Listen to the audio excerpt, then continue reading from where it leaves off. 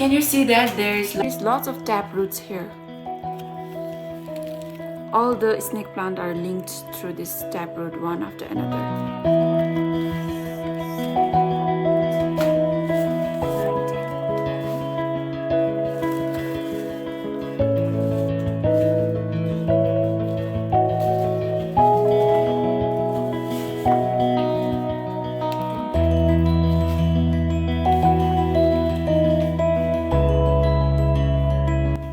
I will keep this one for myself.